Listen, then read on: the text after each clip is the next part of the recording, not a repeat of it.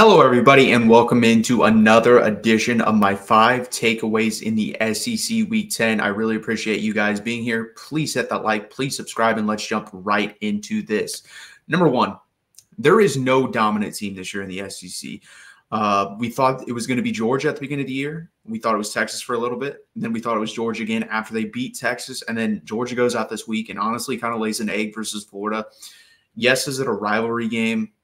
Yes. Is Florida decent? Yes, I agree with that. With their schedule, they'll probably end up going 5-7 if they can pull an upset. But they're still a decent team. Like if they played a normal schedule, they're a 7-5, 8-4 type team. But DJ Lagway goes out in this game, plays a half, and then Aiden Warner comes in, doesn't look very good, and Florida stays within a touchdown for most of the game until the end. So Georgia does pull away at the end, but they're not dominant. They're in partially because Carson Beck has been underwhelming this year. This is someone coming to the year many thought could be the first overall pick in the draft if he had a really good season. That is definitely not the case. I personally believe going into the season, he was one of the most overrated quarterbacks coming in. And honestly, right now, guys, if you need a quarterback going in this draft, it's Shedeur Sanders or Cam Ward, and then a gigantic drop-off. And even them, I'm not in love with either of them.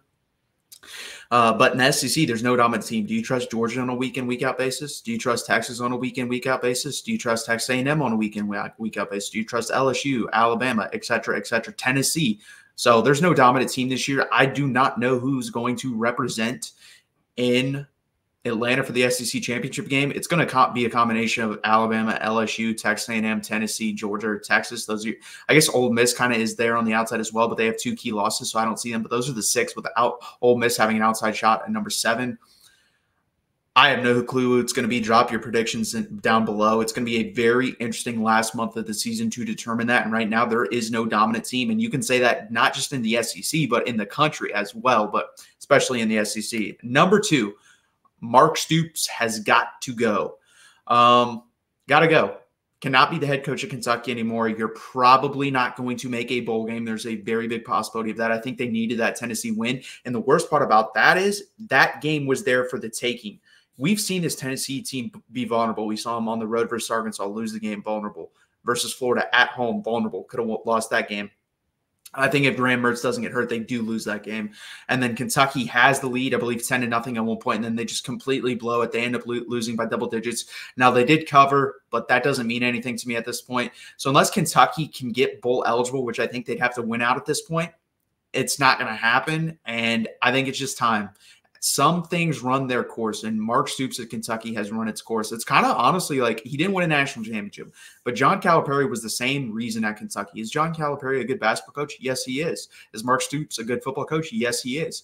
But his time at Kentucky has to come to an end, and they're going to say, well, can we do any better? No, but at least you'll invite some fresh air, maybe some luck into it if you do hire a new coach, see what happens. But you cannot have Mark Stoops as the leader of your program anymore at Kentucky. It's going to be interesting who they decide to go after. Again, I do think they need someone. I don't know who that could possibly be. Again, drop in the comments who you think it could be. Number 3, Oklahoma has to go with Jackson Arnold. And this is more of a video going into next year. I don't know what the hell you guys were watching. Apparently nothing, because Michael Hawkins did nothing for this offense. I watched him, especially in the Texas game, look completely lost, couldn't really throw the ball. They didn't trust him to throw the ball. And for whatever reason, Seth Littrell decided, you know what, Michael Hawkins is better for my offense. And like I said last week, Seth Littrell got fired. He should be fired into the sun. What he did to Oklahoma as a football program and offensively was god awful. It was just terrible. And this is coming from a Texas fan. So I don't know what they were deciding in practice, why they should even give this guy a shot. Jackson Arnold is clearly the answer here. He definitely has talent. Am I saying he's great at this point or he's going to be great? No, but he's definitely an above average quarterback in college. And to me, with that type of defense that they have, and once these wide receivers do get healthy for next year, I think that's good enough to win 8 games. Now, is that where Oklahoma wants to be as a program? No. But Jackson Arnold is your best shot. Michael Hawkins is not that. I don't think there's anyone in the transfer portal that you could get, and I don't think there's a freshman coming in right away that could do as well as he's going to do next year either. Is he great? No. Could he become great? Possibly. But I think he's your best option. I honestly think Joe John Finley, if these last 2 games have been good, obviously they played Maine, so that doesn't mean much. But they did play Ole Miss, and they looked decent there. Ole Miss does have a really good defense, and we saw that this week versus Arkansas. So if they can continue, and that is a trend going forward, I do think Joe John Finley is the right answer, honestly, at offensive coordinator too, because he's running more of a Jeff Lebby type system, a little bit more up-tempo as well. So I think that fits better with this offense. So it's going to be interesting where they decide to go, but he wouldn't be a wrong answer for me if he continues down that path of what they've been doing the last 2 weeks. If you can do that. That's a big if. Number 4, Billy Napier should get another year. At the beginning of the season, I thought 7-5 saves Billy Napier's job. But then I'm watching on a week in and week out basis the team get gradually better. They're not making stupid decisions. DJ Lagway looks like he's come a long way from the beginning of the season. Graham Mertz was way better than he was at Wisconsin from the beginning at Florida. I think their lines of scrimmage have gotten a little bit better. They have pretty good weapons with Eugene Wilson and Elijah Badger. Montrell Johnson's also a pretty good running back. We'll see how much they can retain going into next year, keep these guys out of the portal, and also trying to get them back if there's any going in the NFL. But overall, I think they're headed down the right path. Now, you're probably going to go 5-7. I think you will pull an upset down the stretch. I don't think you'll go 4-8.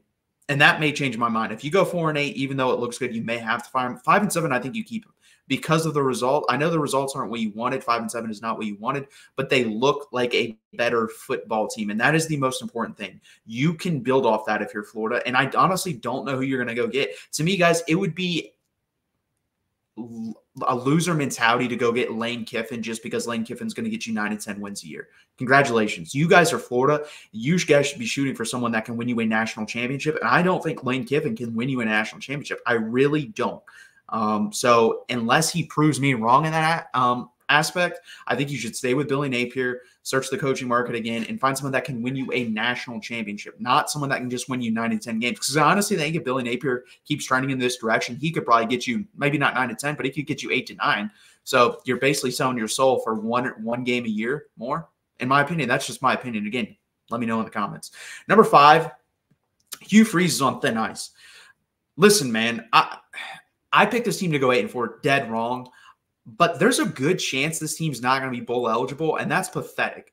Pathetic. Last year's team made a bowl game, and this team is way more talented than last year's team. So it doesn't make any sense to me why they can't make a bowl game. You're more talented than Vandy. Vandy's clearly a better coached football team, and they have the better quarterback, and that's what pulled through in that game. Diego Pavia, guess what? He could have gone to Auburn. They have more money. They could have spent the money on him. They could have spent the money on Cam Ward. They could have spent the money on Will Howard. They could have spent the money on a numerous amount of people that jumped in the transfer portal at the quarterback position that they just decided to go with Peyton Thorne for whatever reason. And that has to land on Hugh Freeze. Hugh Freeze, if you know offense, then you know Peyton Thorne is no good. You have to know that. And if you don't know that, that is a gigantic issue. To me, guys, if they do not win another game the rest of the year and they start to lose guys off this transfer portal class, I would fire Hugh Freeze. I would.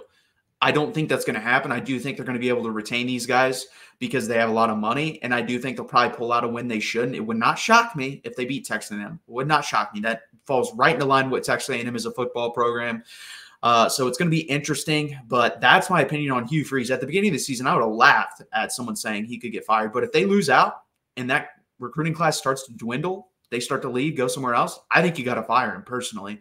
But we'll see what happens there. They just they look like a very poorly coached football team. And I really don't know how to excuse it at this point, especially for Hugh Freeze. Again, guys, please hit that like button. Please subscribe down below. It really helps out the channel. That has been my 5 takeaways from week 10 in the SEC. Thank you guys for being here. See you next week.